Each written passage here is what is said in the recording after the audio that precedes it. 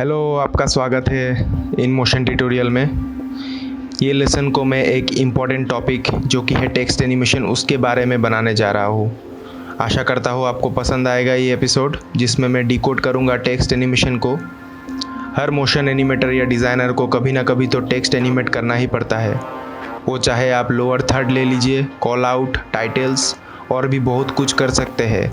और ऊपर से हर प्रोजेक्ट में एक इम्पॉर्टेंट पार्ट होता है टेक्स्ट, और अगर आप उसका ठीक से इस्तेमाल करेंगे तो वो आपके प्रोजेक्ट को 4 चांद लगा सकता है। और यही हमको उस टास्क को करने के लिए कुछ इम्पॉर्टेंट इंस्ट्रूमेंट दिया है, और वो सही प्रिंसिपल के साथ यूज़ किया जाए तो आप उससे काफ़ी अच्छे एनिमेशंस अचीव कर सकते हैं। तो चलिए इस एपिसोड को शुरू करते हैं, जिसका नाम है टेक्स्ट एनिमेशन इन एई।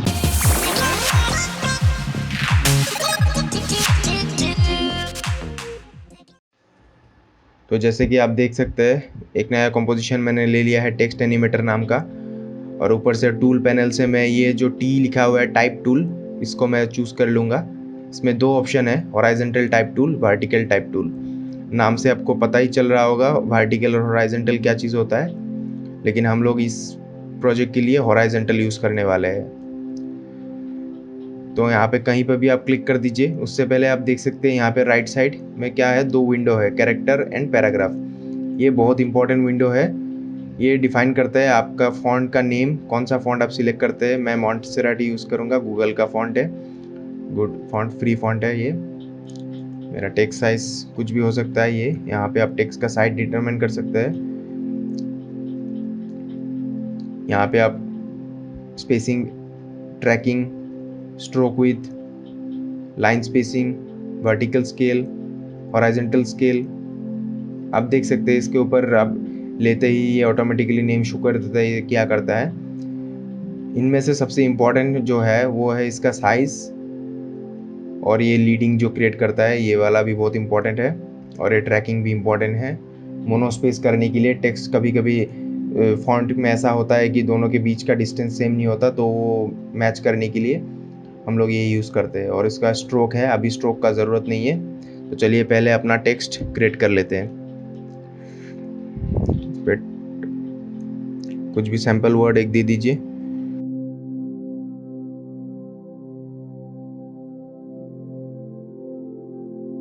इसको भी हम लोग एक जैसे कर देते हैं, टेक्स्ट एनिमेशन इन एई।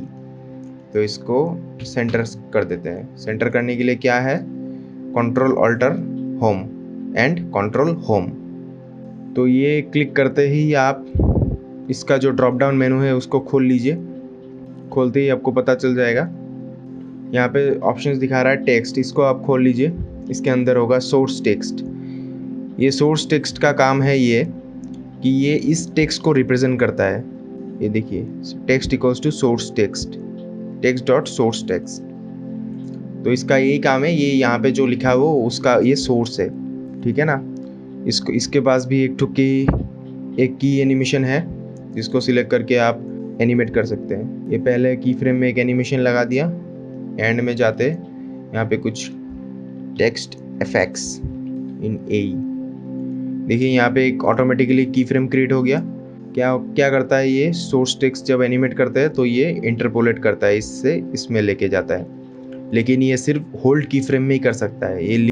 फिर आता है पाथ ऑप्शंस। पाथ ऑप्शंस को खोलते ही आप देख सकते हैं यहाँ पे नन है। तो ये नन क्यों है, क्योंकि इसका फंक्शन ये है कि आप अगर यहाँ पे कुछ एक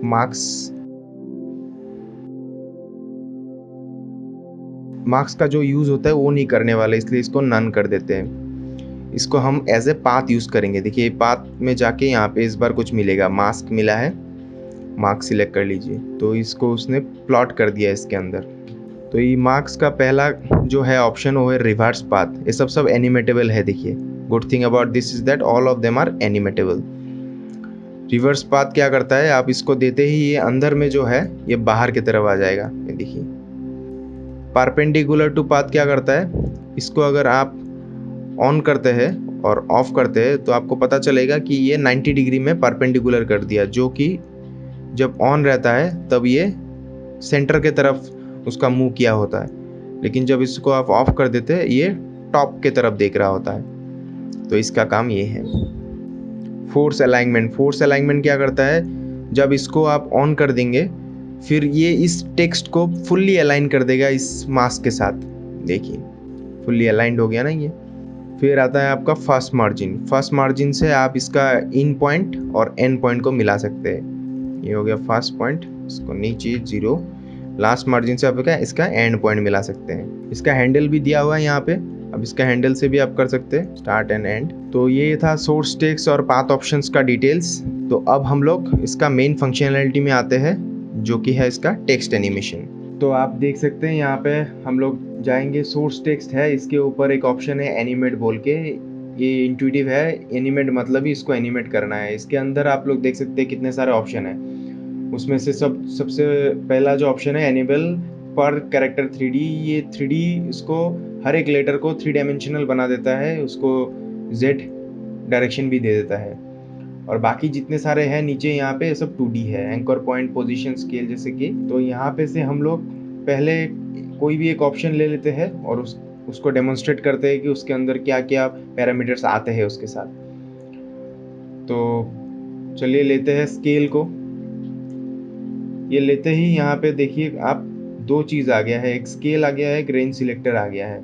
स्केल क्या करता है, उसको हम लोग प्रेस करते ही अगर उसका वैल्यू को अप डाउन करेंगे, आप देख सकते हैं टेक्स्ट एनिमेशन भी अप डाउन हो रहा है। वो 200% जब जाता है वो बड़ा हो जाता है, मीन्स मोर देन 100। एंड अगर 100 से नीचे आता है तो ये लेस देन इट्स नॉर्मल। तो हम लोग इसको कोई एक रेंज दे देते हैं, पकड़ लीजिए 20 दे देते हैं या 25 दे दीजिए। अगर नहीं देखना है तो 0 दे सकते हैं, लेकिन हम लोग थोड़ा देखेंगे ताकि पता चले कि डिफरेंस क्या हो रहा है। तो 20 दे देते हैं। अब हम लोग इसका जो इसके साथ जो आ रहा है रेंज सिलेक्टर, उसको खोल के उसके पैरामीटर्स को भी थोड़ा डिकोड करते हैं क्या है। एडवांस में हम लोग बाद में जाएंगे, पहले तो देख लेते हैं स्टार्ट, एंड और ऑफसेट क्या काम करता है। तो स्टार्ट का काम है, ये जैसे हम लोग ट्रिम पाथ यूज करते हैं, कुछ लगभग उसी के स्टाइल में बनाया गया है ये।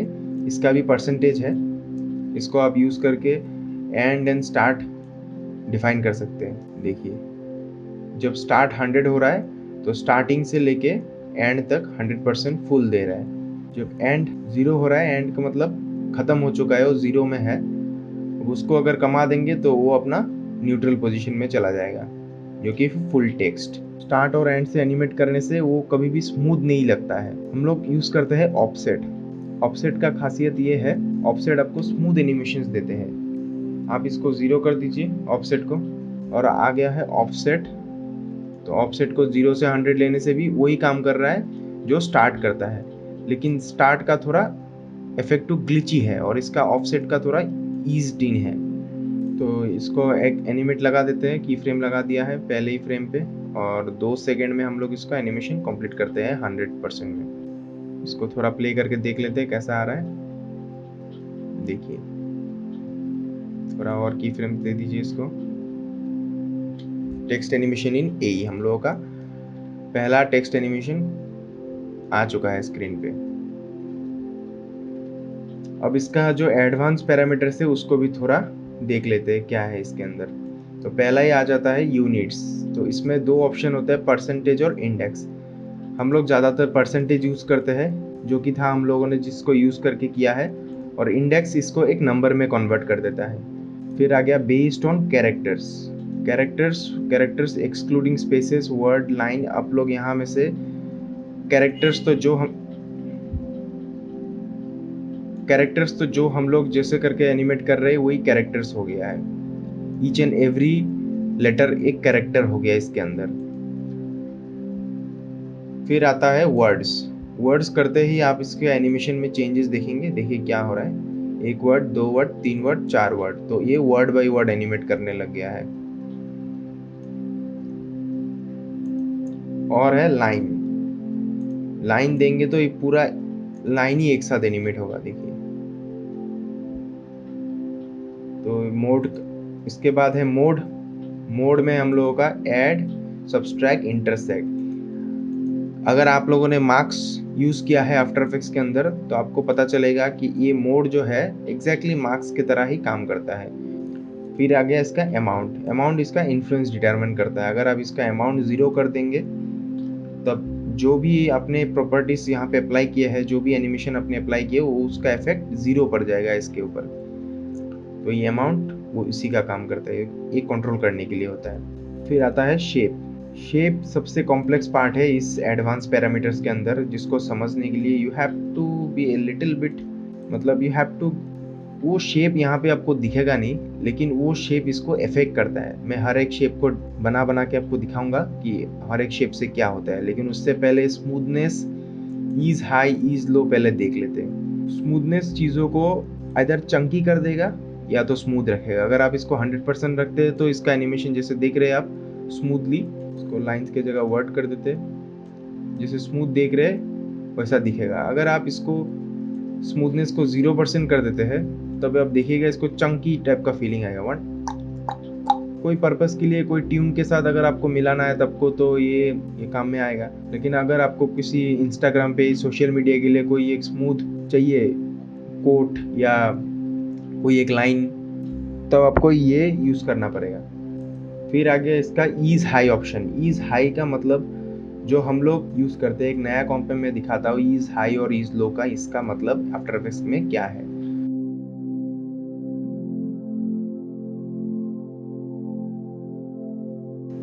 तो ईज हाई जो करता है, ईज हाई का आफ्टर इफेक्ट्स में मतलब है कि कोई चीज़ अगर नॉर्मल से हाई जा रहा है, देखिए इसको F9 दे दिया, इसका स्पीड ग्राफ में जाइए।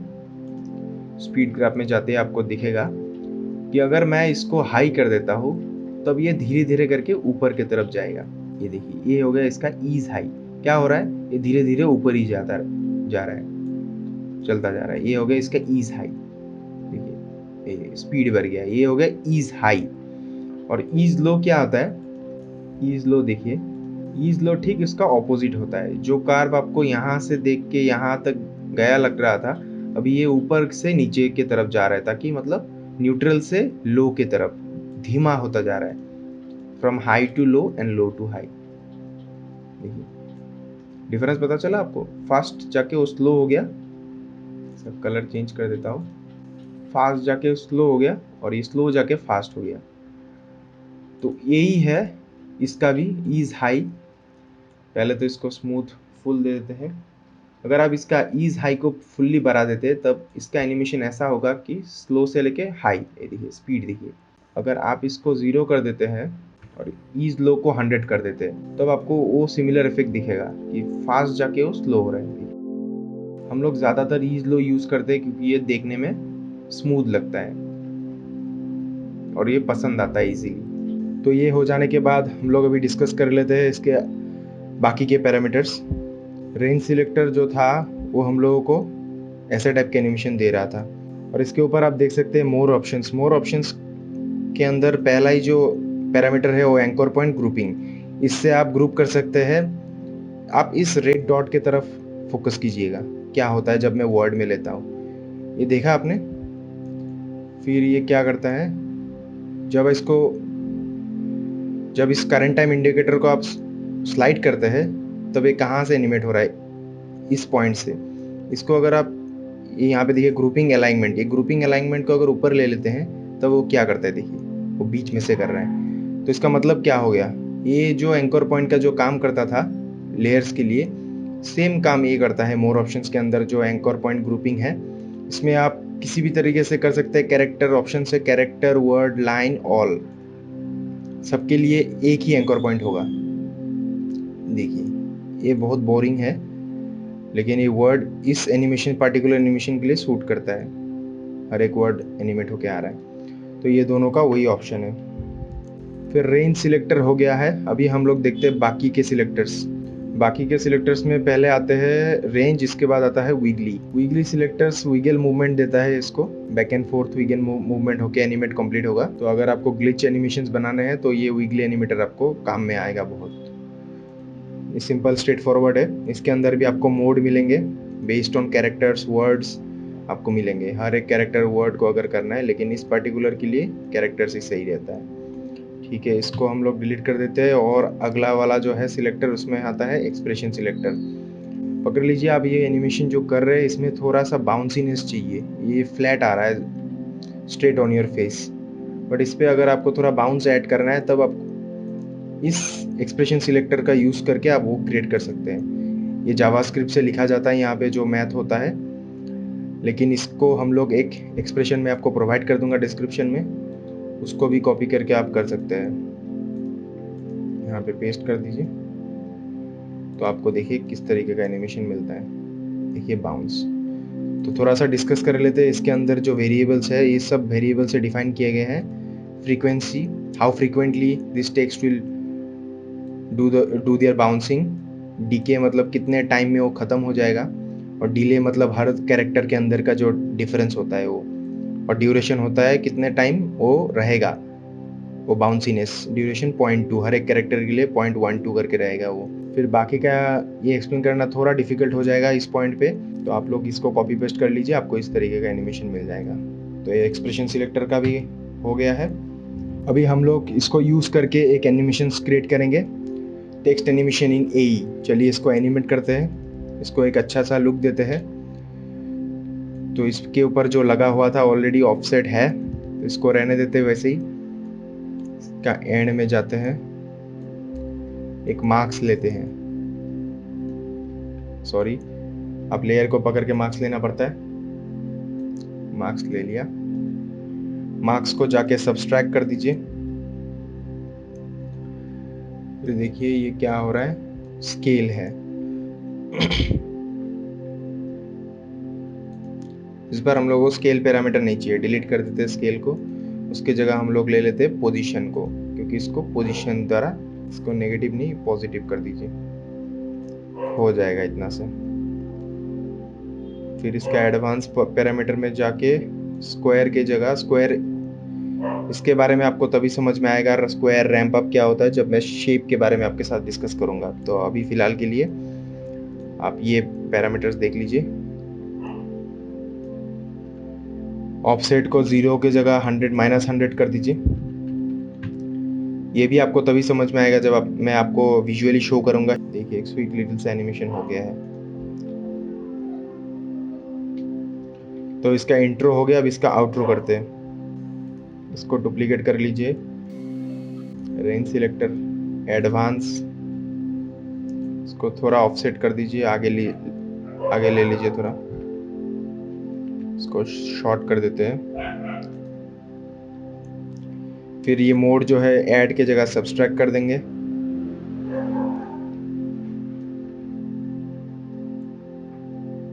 और ज़्यादा चीज़ नहीं है इसमें, लेकिन इस बार हम लोग इसको